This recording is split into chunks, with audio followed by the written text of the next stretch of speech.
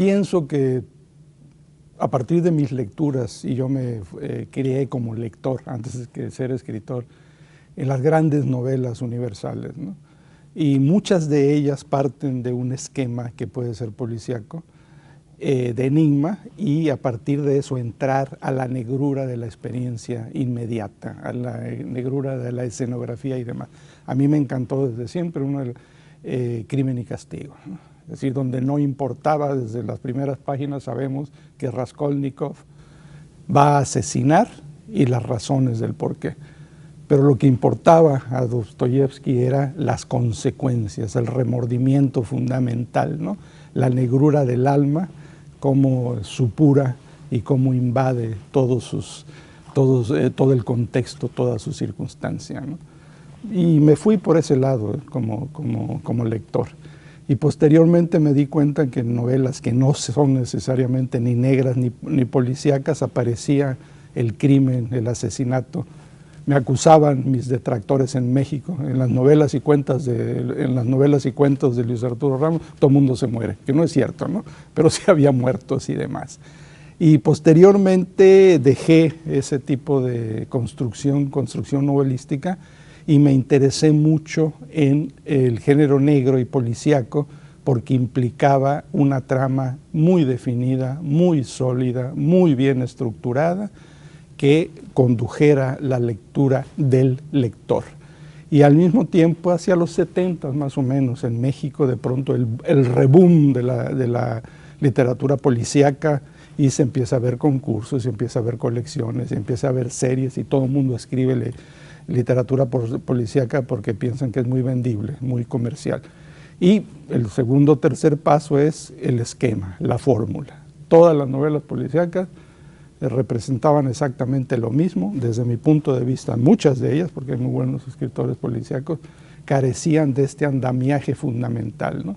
Del y luego el suspenso, el y luego, y resolver satisfactoriamente e inteligentemente la intriga y la especulación, la indagación, la investigación. Y ahí me di cuenta que muchas fallaban, ¿no? Es decir, que no se sostenían como tal, y otras, la premisa literaria completamente extrema, ¿verdad? Es decir, no es el caso. Un marciano llega y se pone a matar dentistas, ¿no? Está bien, yo acepto la premisa, ¿no? Un marciano llega y se pone a matar dentistas. Ahora resuélvemela. Y entonces, hacia el final, resulta no, pues que ni era tan marciano, ni eran tan dentistas, y me ofende a mí como lector. Entonces yo, impetuoso que soy, atrevido que soy, dije, bueno, voy yo a tratar de establecer una buena trama. Para mí, la trama, el beneficio de la trama es fundamental en cualquier tipo de novela, pero sobre todo en novela policíaca. Es como en el caso de la literatura para niños, ¿no? Es decir, es muy fácil defraudar al pequeño lector, que desgraciadamente no se queja porque sus papás le compran los libros y no invierte, ¿verdad? Pero muchas veces son tramas completamente bobaliconas, ¿verdad? El hipopótamo que quería ser bailarina de ballet, dice, bueno, pues ya me dijiste de qué trata el asunto, ¿no? Y por supuesto, al final, la hipopótamo lucha contra el medio y se convierte en bailarina de ballet porque hay que dar un buen mensaje positivo a los niños, como si no hubiera fracasos en nuestros países latinoamericanos, ¿no? Somos un ejemplo de éxito fundamental para el mundo. Entonces me estoy haciendo muchas digresiones, pero más o menos por ese asunto. ¿Por qué razón me interesaba una trama sólida, ¿verdad? Inteligentemente desarrollado, espero haberlo logrado, que me permitiera indagar en un contexto específico? En algunas de mis novelas es el contexto cultural mexicano, muy policiaquiviable, que se puede, por esta relación a veces tan extrema, ¿no? Entre el Estado mexicano y los lectores, ¿no? Creo que México es un país, y los escritores. México es un país que, a pesar de que se lee poco, los escritores tienen merecimiento, tienen privilegios, ¿verdad?, que no permite el contexto. Entonces, ¿qué pasa ahí, no? La relación que muchos intelectuales mexicanos han trabajado entre el poder y el intelectual mexicano, y específicamente en mi caso entre los escritores de narrativa, los escritores de ficción, poetas, dramaturgos, etcétera.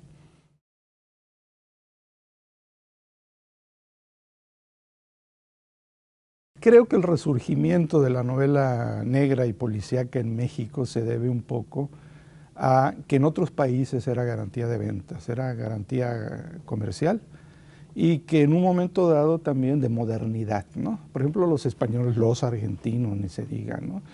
Que los argentinos que sí existen y los Sudamérica y todo lo demás, ¿no? Bueno, la gran tradición de novela norteamericana, y de pronto se impone y surgen, ¿verdad?, muy bien publicitadas las novelas policíacas, ¿no? Inclusive se dio el caso de que eran adaptadas a la televisión, toda una serie de los detectives, famosos detectives y todo lo demás. Y efectivamente, ¿no?, digamos, tuvo un impacto muy positivo económicamente hablando, comercialmente hablando, en el público. Y ahí era una de las cuestiones que a mí me interesaba también destacar por su, me atrevo a decirlo, simpleza argumental y también gramatical, es decir, también a nivel de lenguaje. Sujeto, verbo y predicado, no, que no hubiera ningún problema para que una persona con determinadas condiciones y características de lector, ¿verdad?, ascendiera, la abordara y se fuera al final, ¿verdad?, convencido de la calidad. Una calidad basada, insisto, en eso, así, no metáforas, no imágenes, no, pero cómo es demasiado psicología y demás. Y bueno, necesito 30 muertos en las 10 primeras páginas, ¿no? Y mientras más violentamente masacrados, mejor. Entonces, digo, insisto, hay buena novela mexicana policíaca, ¿no? Y mucho de ello parte de, para mí, un texto fundamental que es El complot mongol de Bernal, ¿no? Que lo vimos y dice, bueno, aquí está, ¿no? Es decir, súper divertida, el suspenso, irónica, y que nos daba, ¿verdad?, una visión, nos abría una ventana, iluminaba esa parte oscura de la policía mexicana, ¿no?, que se lo ha ganado a conciencia. Entonces, era otra cosa, ¿no?, y con un gran trabajo de personajes, es decir, una novela como cualquier otra novela, solo que estaba basada en una premisa negra y policíaca, ¿no? Y aquí era la inversa, ¿no? Primero que nada decir, bueno, vamos a ver cómo ocurre y demás. Entonces yo creo que tenía en los 70, ¿no?, surge con estas condiciones de pretensión de mercado, de ser vendible, lo cual las editoriales, sobre todo privadas, tienen todo derecho, el legítimo derecho a tener utilidades, ¿no?, y que de alguna manera se vino un poco abajo la calidad. Hubo concursos, ¿no?, concursos de novela negra en México, y luego conexiones con la novela negra en otros países, en España, por ejemplo, era una manera de salir al mundo, ¿no?, de salir al mundo, porque en todas partes, no en todas partes hay PRI, solo en México, pero en todas partes matan gente, ¿no? Entonces, purrum, ¿no? Salimos y somos iguales, o qué tan iguales o desiguales, ¿no? Entonces creo que el factor comercial tuvo una razón fundamental, ¿no?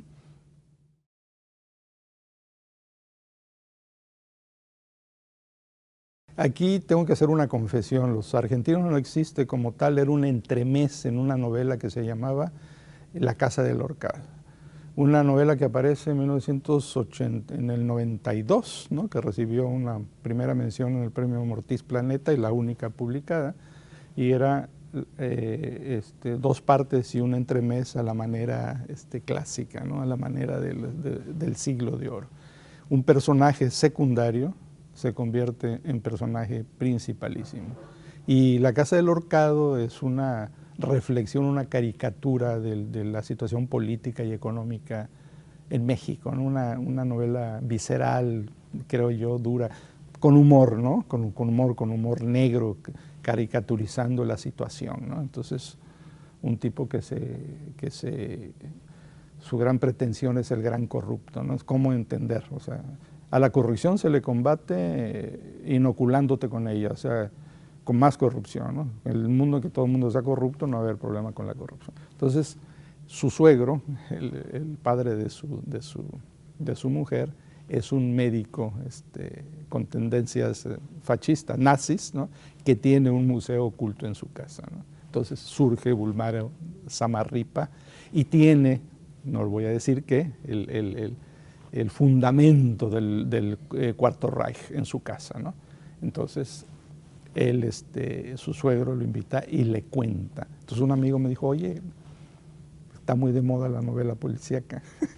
¿Por qué no? Dije, no, que además me gustaba mucho porque para mí una de mis grandes deleites es pensar en la estructura de las novelas, ¿no? Es decir, me gusta mucho estructuralizar mis textos, ¿no? Entonces La Casa del Ahorcado fue una especie de dos partes, un entremés, que se produció una sinergia cuando se leía todo en conjunto, ¿no? Un poco con lo de Mickey y sus amigos también.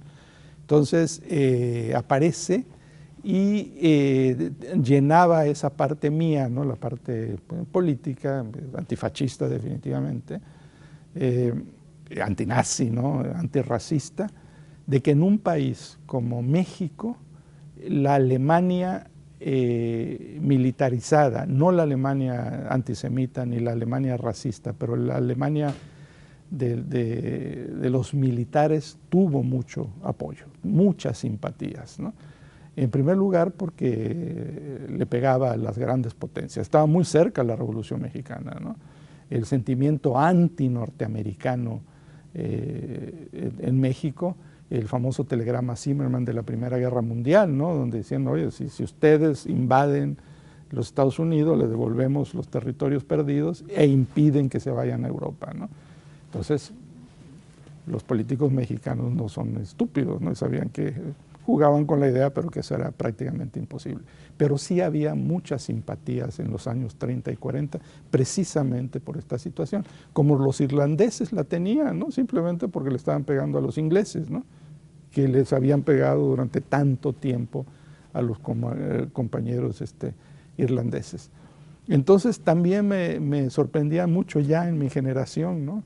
Esa especie de admiración por los arios en México, de los ejércitos nazis y SS. Digo, pero si somos un país mestizo, ¿qué no se dan cuenta que nosotros vamos a hacer? Si estos hubieran ganado, nosotros estaríamos ya sustituyendo a los gitanos de los campos de concentración. ¿Qué hay? No, pero engloriamiento, engolosinamiento con el ejercicio de las armas y demás, ¿no?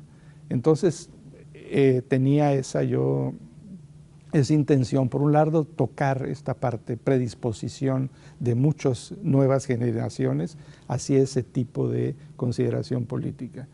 Y por otro lado, también hacer una especie de parodia de la novela negra en México, es decir, partir con una premisa no necesariamente demencial, porque una premisa pues, tomada del halcón maltés, llega el paquete, ¿qué trae el paquete? ¿Hacia dónde se va el paquete? Y se empieza a complicar la situación hasta llegar a ese final que espero que sea divertido y verosímil para solucionar el problema que no tiene solución. Pero el huevo de la serpiente, ahí está.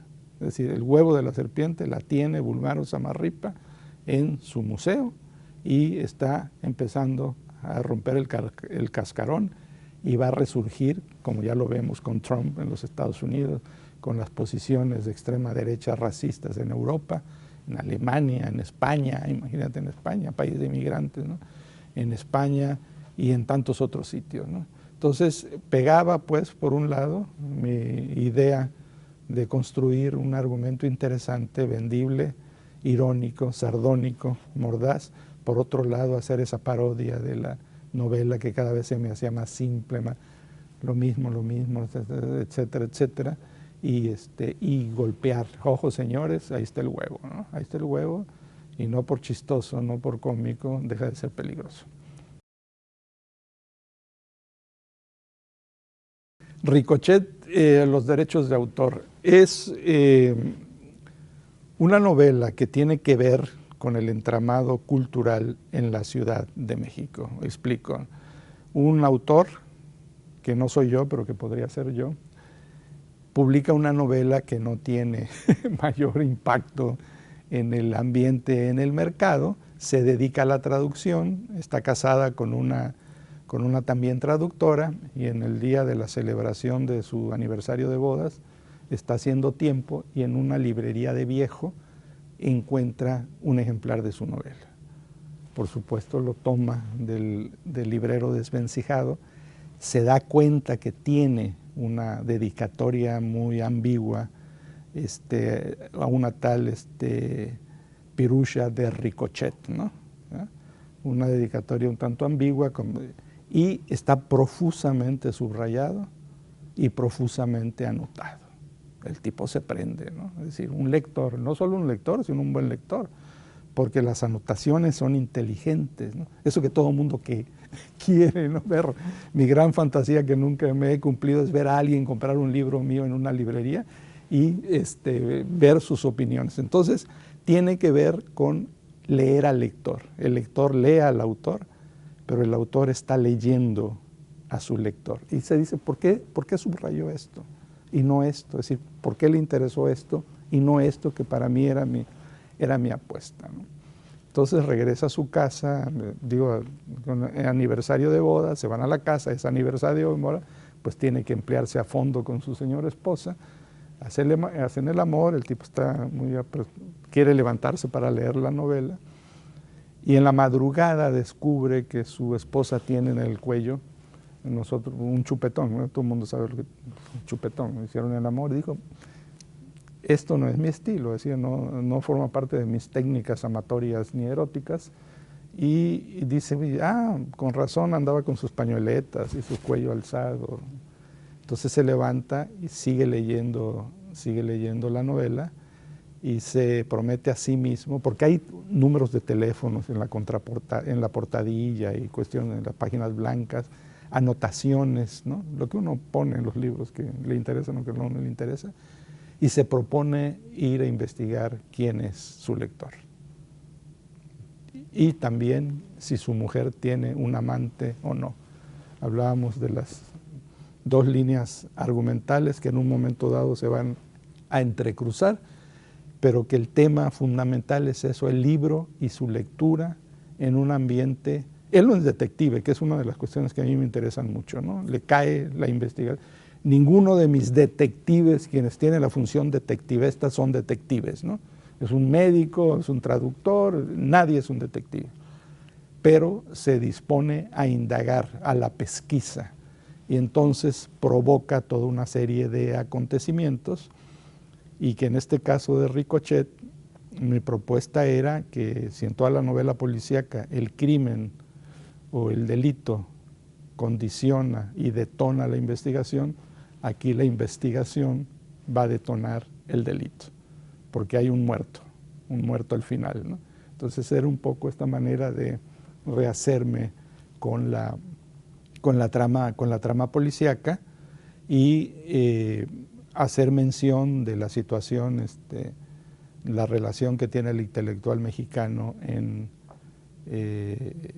con el Estado mexicano, ¿no? Es decir, un poco, no novela negra, pero sí novela rosa quizás, es decir, o azulita, ¿no?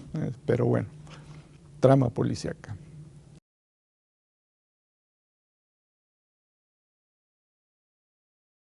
Mickey y sus amigos, como su nombre lo indica, Mickey es Mickey Mouse y los amigos de Mickey Mouse.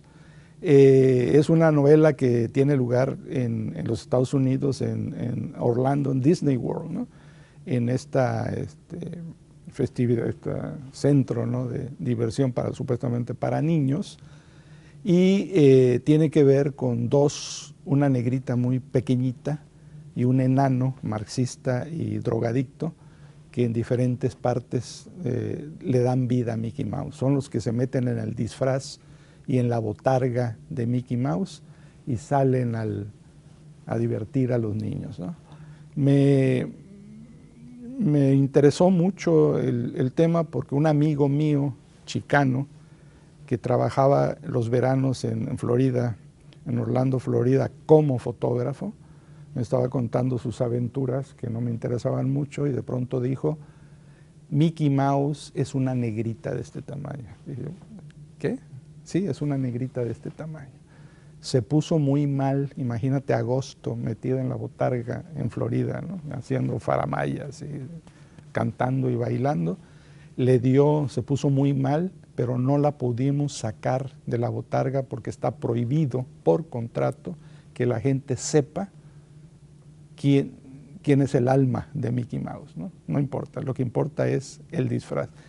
Entonces dije, yo tengo que contar esa historia. Y por supuesto, porque llegó la negrita ahí, quién era la negrita, y después el enano a quien la negrita sustituye. Un enano abusador, marxista, drogadicto, que inventa un sistema para meterse con la inhalación de la marihuana dentro de la botarga y para reciclarla continuamente, ¿no? Es decir, aspiro y ahí como no se va, voy a estar porque no soporto estar aquí dentro de este horror. Tiene que ver, bueno, es parte de la novela negra, con las lentejuelas, ¿verdad?, de los príncipes hermosos y las bellas princesas y el tercer mundo, ¿verdad?, los mexicanos, sudamericanos, filipinos, que están en los entretelones, tras bambalinas y en los sótanos, que no salen, y que cuando salen, pues, salen disfrazados de enano, de lobo, de cualquier cosa, ¿no?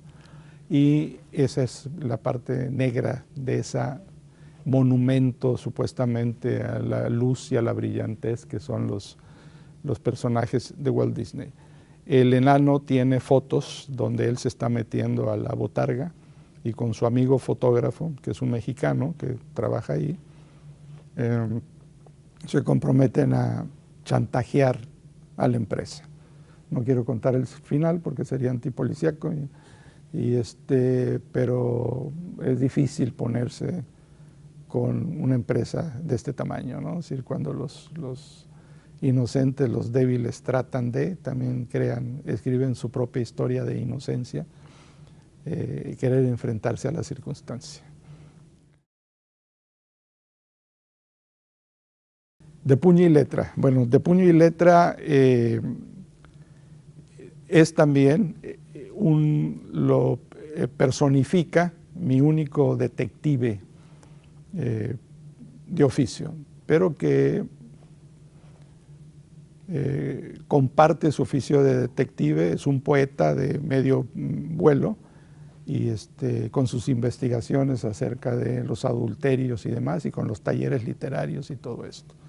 De pronto, Orlando Pascasio, OP, que puede o no puede ser nuestro OP fundamental, hay rumores de que escribió un libro en donde menciona los 20 poetas fundamentales de la poesía mexicana vivos.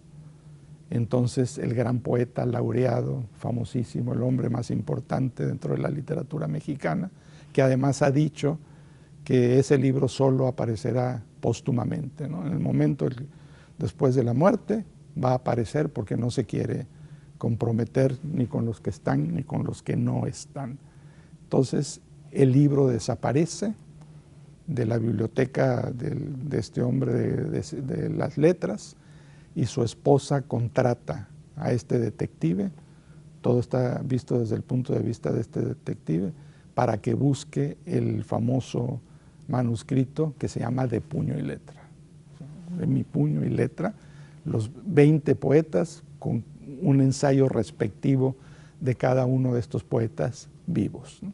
Entonces, es sumamente importante para el medio cultural mexicano estar en ese libro. Y lo mismo terrible, no estar en ese libro.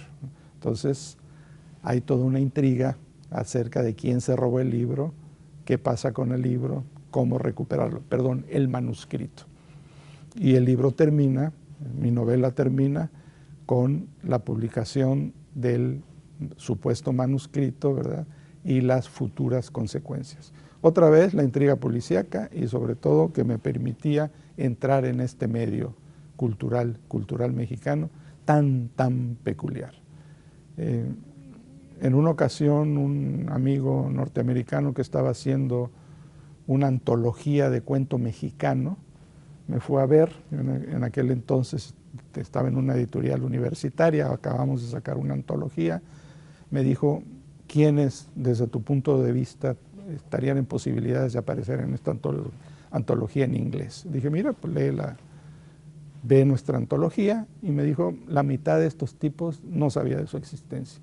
Estuve en la Ciudad de México y nunca los mencionaron. Le dije, bueno, léelos. Y de esa antología reprodujo varios autores. Y me dijo algo muy importante que también me dio la idea de escribir de puño y letra. Yo he estado en muchos países latinoamericanos y me han ofrecido dinero por aparecer en la antología, pero solamente en México me ofrecieron dinero para que alguien no apareciera, ¿no?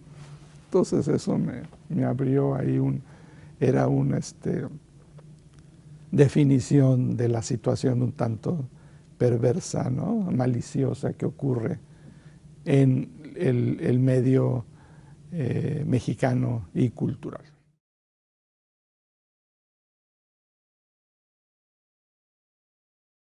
Carlos Monsiváis decía, y yo no estaba de acuerdo con él, que en México no había mucha novela policíaca porque nadie confiaba en la policía. Y bueno, hay dos debilidades, dos o tres debilidades fundamentales en esta premisa. En primer lugar, en ningún país latinoamericano se confía en la policía, ¿verdad? Y entonces, ¿cómo nos explicaríamos que en Argentina o en Cuba, digamos, hubiera todo este auge para la literatura policíaca? En otras, de que no se puede reducir la literatura policíaca que la ejerza o la protagoniza el policía, ¿no? Es decir, es una de las cuestiones.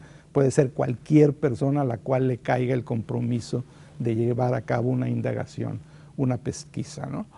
Entonces, pero de alguna manera sería el hecho de que el latinoamericano, el mexicano en particular, no confíe en la policía, abre una gran posibilidad y un abanico inmenso de argumentos policíacos, ¿no? Diría, qué bueno, es decir, precisamente porque no se confía en la policía, tenemos que ficcionalizar a un personaje un poco a la manera de los héroes, ¿verdad? El antihéroe norteamericano, justo, digno, honrado, ¿verdad?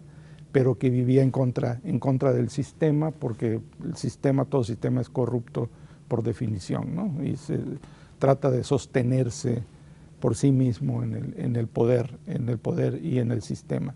Y en esa medida yo creo que sí, ¿no? En esa medida yo creo que sí.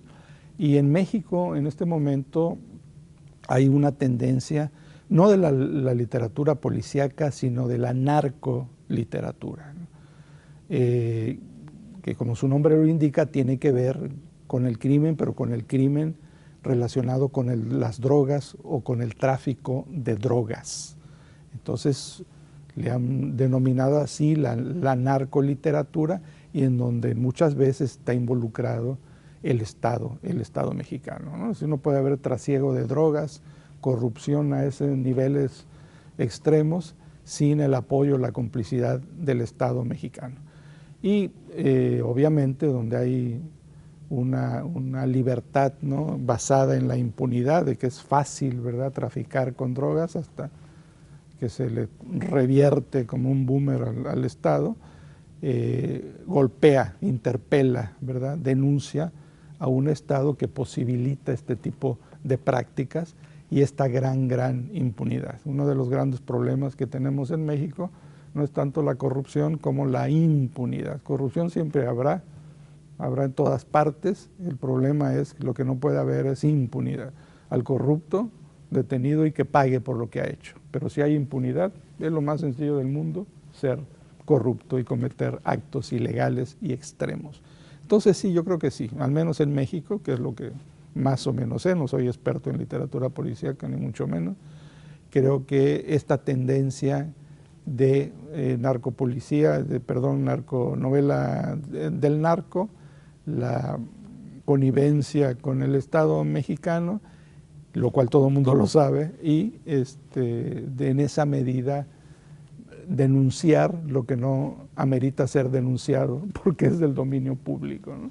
Es decir, la mejor novela narcopolicíaca se hace en las páginas de los periódicos, en la noticia roja, en la noticia cotidiana.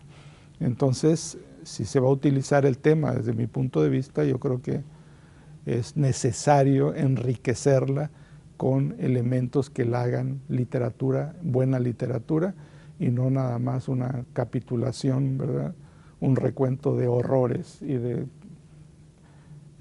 tragedias.